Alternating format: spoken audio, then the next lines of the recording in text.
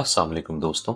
मेरा नाम है Mohammad Khan and welcome to my channel MK horror stories, जहां मैं आप लोगों की भेजी हुई मिस्टीरियस और पैरानॉर्मल स्टोरीज को नैरेट करता हूं, और साथ ही कुछ ऐसी अजीबोगरीब कहानियों को भी जो मुझे मुख्तलिफ ऑनलाइन सोर्सेज से मिलती हैं, सिर्फ और सिर्फ एंटरटेनमेंट के लिए।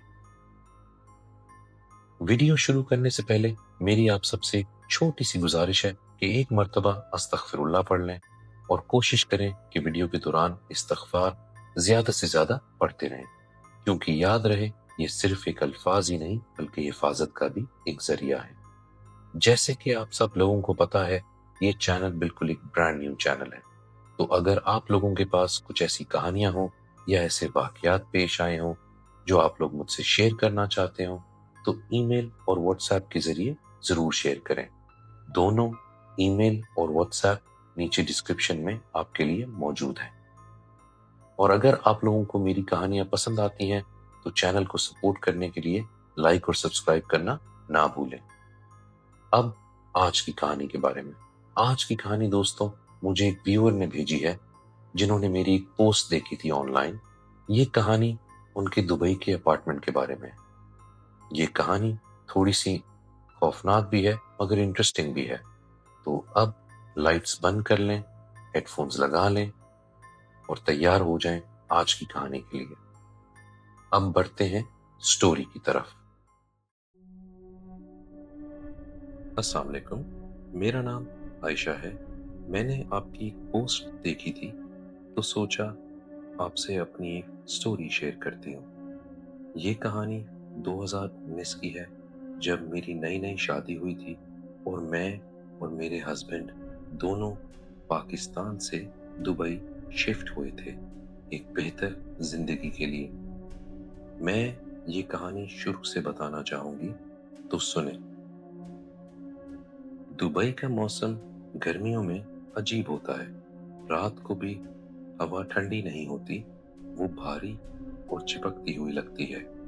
जो दुबई में रहने वाले हैं उनको पता होगा कि दुबई में ट्रैफिक बहुत ज्यादा होता है और दुबई सिटी में रेंट्स भी काफी हाई होते हैं। इसी वजह से हमने एक छोटा सा अपार्टमेंट रेंट पर लिया था, जो दुबई के एक पुराने इलाके देरा में था, क्योंकि हमें उस वक्त अपने बजट के हिसाब से यही अपार्टमेंट मिल रहा था, जो इत्तेफाक से आमिर के दफ्तर के भी करीब था। हमारे अपार्टमेंट के बाहर वाली रोड पर कभी कभी कोई गाड़ी गुजरती थी, लेकिन फिर सब कुछ दोबारा खामोश हो जाता था।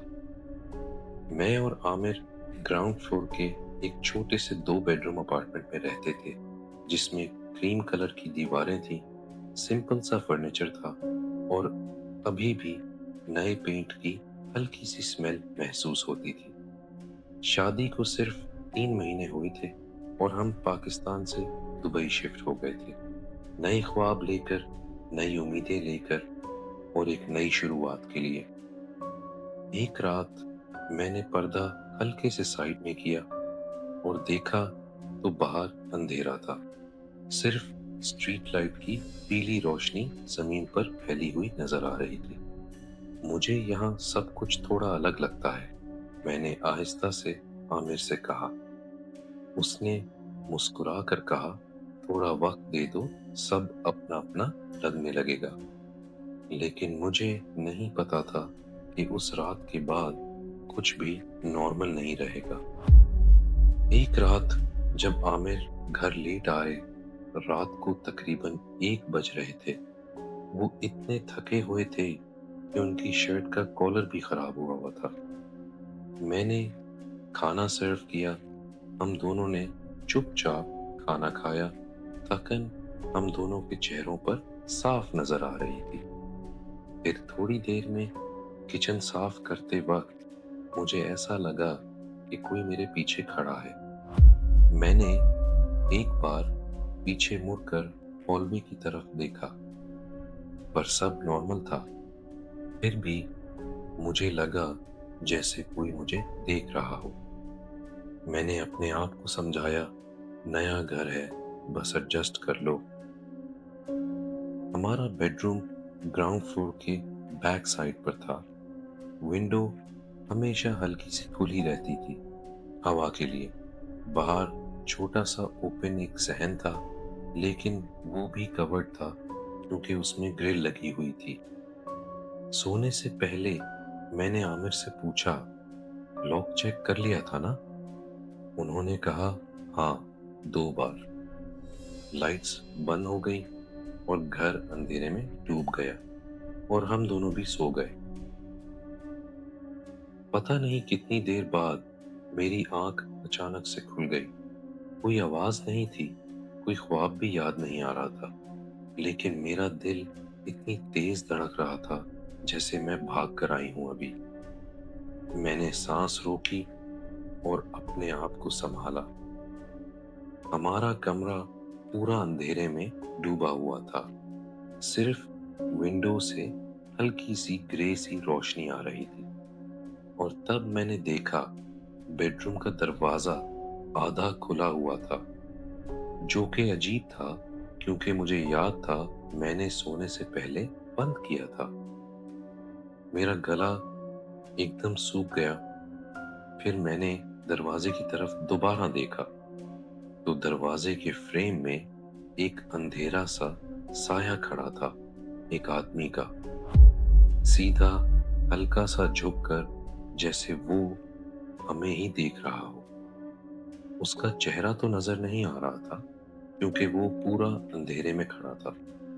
सिर्फ उसकी एक आउटलाइन सी नजर आ रही थी और वो कोई हरकत भी नहीं कर रहा था, बस सिर्फ सीधा और थोड़ा सा झुका हुआ खड़ा था। उसको देखकर मुझे इतना खौफ आया कि मैं उधर ही जम चुकी थी। और फिर मैंने किसी तरह हिम्मत इकट्ठी करके हल्की सी आवाज में कहा, आमिर, उठो। आमिर गहरी नींद में सो रहा था, लेकिन फिर उसने आहिस्ता से नींद में आंखें खोली और कहा, क्या हुआ, सब ठीक तो है ना? मेरी आवाज डर से कांप रही थी और मैंने हल्के से उसको बोला, दरवाजे पर देखो, कोई है। उसने हल्के से दरवाजे की तरफ देखा और उसकी सांस भी एकदम से रुक गई और आवाज भी बंद हो गई क्योंकि उसको भी समझ नहीं आया कि हो क्या रहा है और ये शख्स है कौन। वो भी उसे दरवाजे पर खड़े हुए देख रहा था, लेकिन फिर वो साया आहिस्ता से पीछे हटने लगा, जैसे उसे कोई जल्दी नहीं है, जैसे उसे पता हो कि वो टोटल कंट्रोल में है। और हॉलवे की तरफ चलना शुरू कर दिया उसने। आमिर फौरन बेड से उठा और हॉलवे की तरफ दौड़ा और मैं तब भी बेड पर जमी हुई बैठी हुई थी। जब तक आमिर दरवाजे तक पहुंचा, हॉलवे बिल्कुल खाली हो चुकी थी, बिल्कुल खाली, सिर्फ अंधेरा और कुछ भी नहीं। फिर मैंने फ्रंट डोर की हल्की सी खुलने की आवाज सुनी और जब आमिर ने जाकर देखा तो फ्रंट डोर का लॉक खुला हुआ था, जबकि मुझे याद था कि आमिर ने खुद दरवाजा लॉक किया था और मैंने उससे पूछा भी था। आमिर ने फ्रंट डोर पूरा खोला। मैं ये सब बेडरूम से देख रही थी और बाहर की तरफ कदम रखकर इधर उधर देखने लगा। बाहर रोड बिल्कुल सुनसान थी, कोई आवाज नहीं थी और कोई शख्स भी नहीं था बाहर। ना कोई कदमों की आवाजें थी, ना कोई भागने की आवाज आ रही थी, बस दरवाजा और उसका लॉक खुला हुआ था। मेरा पूरा जिस्म डर से कांप रहा था। मैंने दोबारा आमिर से पूछा, हमने लॉक किया था ना? आमिर ने आहिस्ता से कहा, मैंने खुद लॉक किया था। उसकी आवाज में भी डर था जो मैं महसूस कर सकती थी क्योंकि वो अपने नॉर्मल लहजे में बात नहीं कर रहा था। हमने फौरन फैसला किया कि पुलिस को कॉल करते हैं और उनको बुलाते हैं। ये मुल्क और शहर हमारे लिए बिल्कुल नया था, तो हमें पुलिस का नंबर तो पता था, लेकिन आगे क्या करना है उसका कोई अंदाजा नहीं था। तो फिलहाल हमने पुलिस को कॉल कर दी और एक कंप्लेन रजिस्टर करवा ली। उनके कॉल सेंटर ने हमें एक टिकट नंबर दिया और बताया कि आपके पास थोड़ी ही देर में पुलिस आती होगी। और ये सुन के हमें थोड़ा सा सुकून महसूस हुआ कि चलो कोई तो आएगा हमारी मदद के लिए। उसके बाद पुलिस ठीक 20 मिनट बाद आई। वो दो पुलिस वाले थे। उन्होंने दरवाजे की बेल बजाई और बताया कि आपने कंप्लेन लिखवाई थी, तो क्या हम अंदर आ सकते हैं? आमिर ने कहा, हाँ प्लीज। फिर आमिर ने उन्हें पूरा वाकया बताया और ये सब सुनकर उन्होंने घर की हर जगह चेक करना शुरू कर दी। वो दोनों घर चेक करते वक्त आपस में ही बात कर रहे थे और कह रहे थे, खिड़कियां लॉक्ड हैं? तो दूसरे पुलिस वाले ने कहा, हाँ। फिर उसी ऑफिसर ने पूछा, फोर्स एंट्री का कोई निशान? तो दूसरे ऑफिसर ने जवाब दिया, नहीं। एक ऑफिसर ने बड़े आराम से कहा, शायद डोर प्रॉपर्ली लॉक नहीं हुआ था आपका। लेकिन मुझे पता था क्योंकि आमिर ने चेक भी किया था। फिर उस ऑफिसर ने कहा, ये भी तो हो सकता है कि कोई पहले से ही अंदर मौजूद हो। ये सुनकर तो हमें और भी डर लग रहा था। फिर कंप्लेन रजिस्टर हुई भी थी और पुलिस वालों ने घर भी पूरा चेक कर लिया था और अब उन्हें ना ही कोई सबूत मिला और ना ही कोई घर की चीज गायब थी। तो उन्होंने कहा कि आप अपना दरवाजा लॉक रखें और नजर रखें।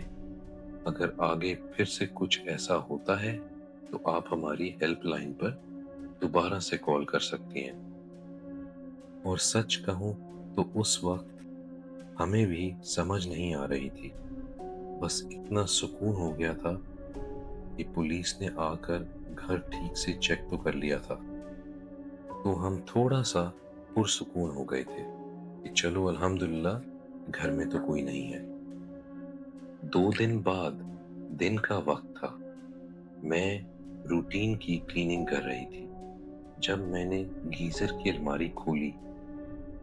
अंदर देखा तो एक पुरानी नोटबुक पड़ी हुई थी, साथ में कुछ ग्लव्स भी पड़े थे और कुछ च्युइंगम के रैपर्स भी। ये सब बहुत अजीब था और ये सब देखकर मेरा दिमाग एक सेकंड के लिए तो बिल्कुल थम सा गया था। मैंने सोचा कि ये सब किसका है, क्योंकि ना ही ये मेरी चीजें थी और ना ही आमिर की। फिर मैंने नोटबुक खोली। नोटबुक के अंदर अजीब सी लाइंस और कुछ अजीब से नाम लिखे हुए थे। फिर एक पेज पर मैंने देखा कि हमारे ही अपार्टमेंट का स्केच बना हुआ है। बेडरूम, खिड़कियां, मेन दरवाजा, ये सब। और खिड़की के पास रेड पेन से एक गोल दायरा बना हुआ था, जैसे कोई ये बता रहा हो कि यहाँ से अंदर देख सकते हैं। ये सब देख के मेरे तो हाथ कांपने लगे और मैंने फौरन से नोटबुक नीचे रखी, कमरे से फोन लाई और आमिर को कॉल कर दी। और जब उसने उठाया तो मैंने उसको सिर्फ इतना कहा कि अभी घर आओ। आमिर तकरीबन 15 मिनट में घर आया और आते ही पूछा कि क्या हुआ है, सब ठीक तो है ना? तो मैंने उसे नोटबुक दिखाई और वो जगह जहां से मुझे ये मिली थी। आमिर ने भी नोटबुक खोली और देखी اور پھر کہا کہ ہمیں پولیس کو بلانا چاہیے، اور ساتھ ہی اس نے پولیس کو ایک مرتبہ پھر کال کر دی۔ اس دفعہ پولیس بھی جلدی آ گئی بنسبت پہلے کے۔ انہوں نے آ کر پوچھا کہ کیا ہوا ہے، تو عامر نے انہیں نوٹ بک دکھائی اور وہ جگہ بھی جہاں سے مجھے وہ نوٹ بک ملی ہوئی تھی۔ پولیس والوں نے نوٹ بک لے لی، کھول کر دیکھی اور کہا کہ ہمیں اس کو ہمارے فورینسک ڈپارٹمنٹ بھیجنا پڑے گا انویسٹیگیشن کے لیے، تو اس میں 1 سے 2 دن کا ٹائم لگ جائے گا۔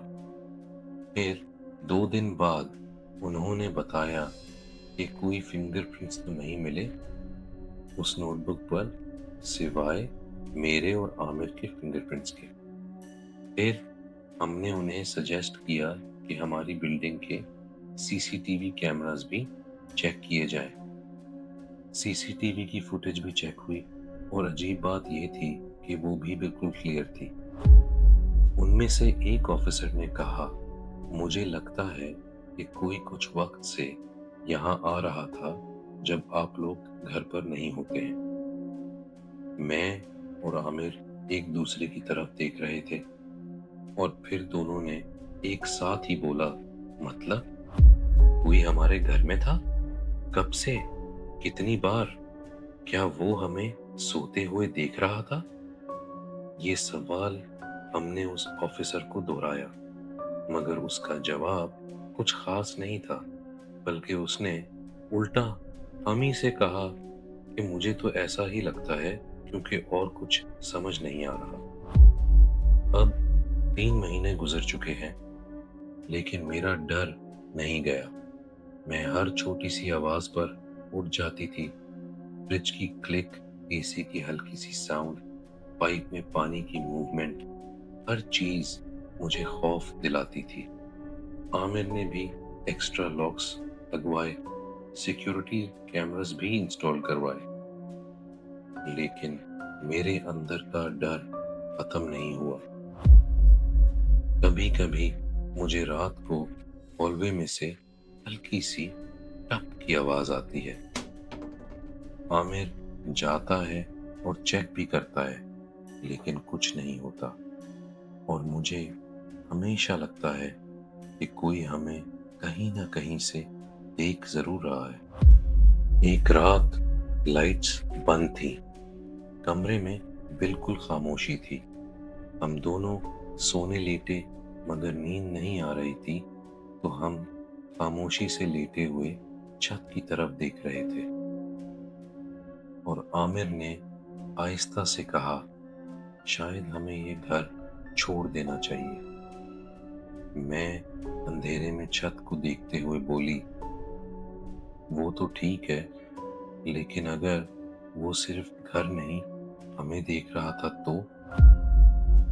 عامر خاموش رہا، اور اس کی خاموشی ایک اشارہ تھا کہ وہ کہہ رہا ہو کہ بس سو جاؤ۔ اور تھوڑی ہی دیر میں ہماری آنکھ لگ گئی۔ پھر رات کے تقریباً 3 بجے میری پیاس سے آنکھ کھل گئی۔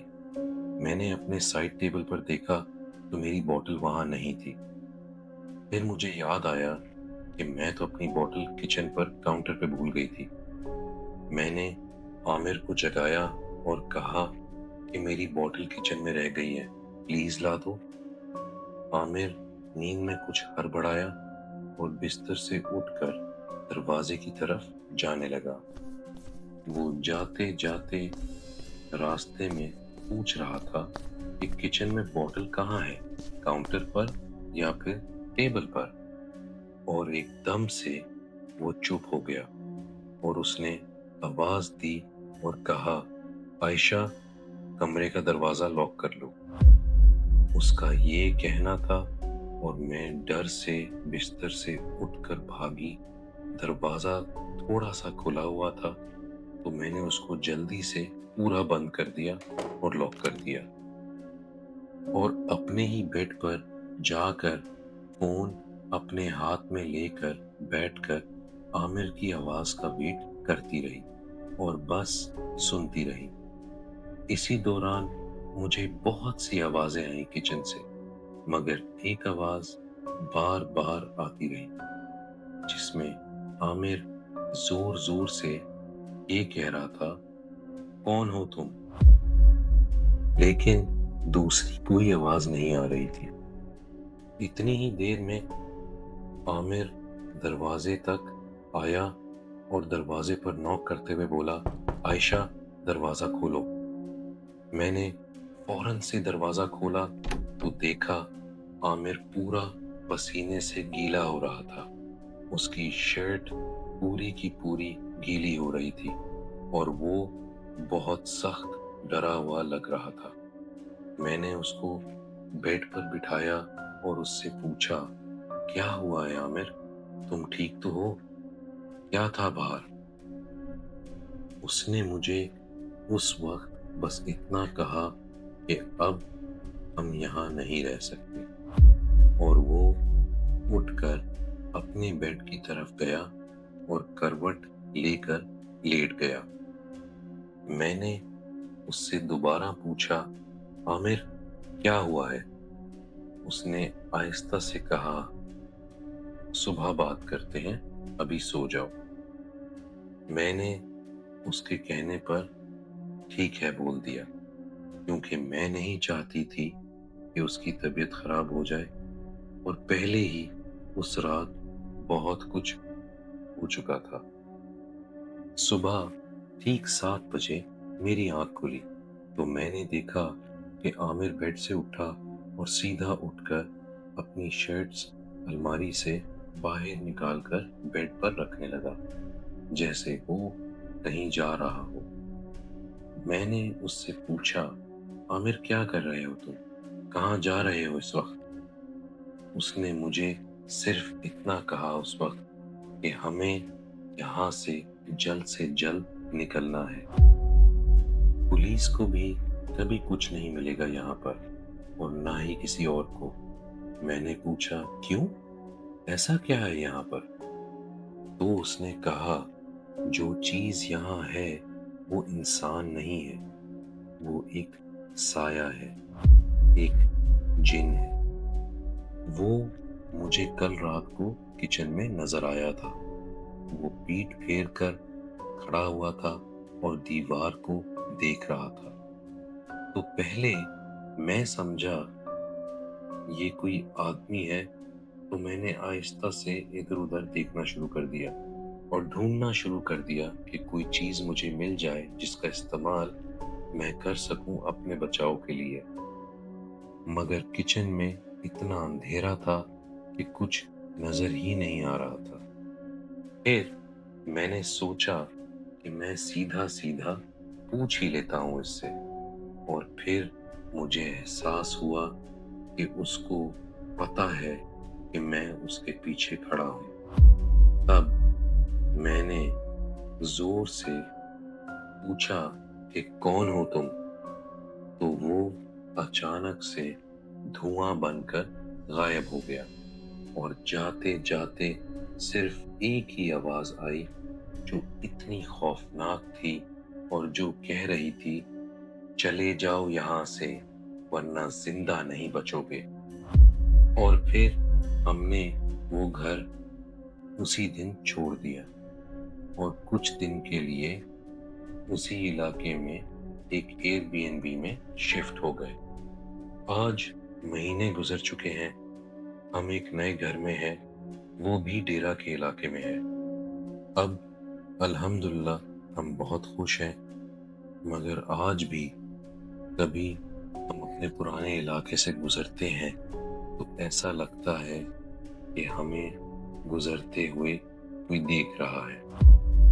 وہی بھاری پن اور ایک بوجھ آج بھی اس علاقے میں محسوس ہوتا ہے۔ اب بھی وہ گھر ادھر ہی ہے، وہ کیس آج بھی انسالوڈ ہے دبئی پولیس کے پاس، وہ نوٹ بک آج بھی ایک راز ہے، اور اب لگتا ہے کہ یہ کیس ہمیشہ ایسا ہی رہے گا۔ تو یہ تھی میری کہانی۔ امید کرتی ہوں کہ آپ اپنے چینل پر ضرور شیئر کریں گے تھینک یو. اللہ حافظ.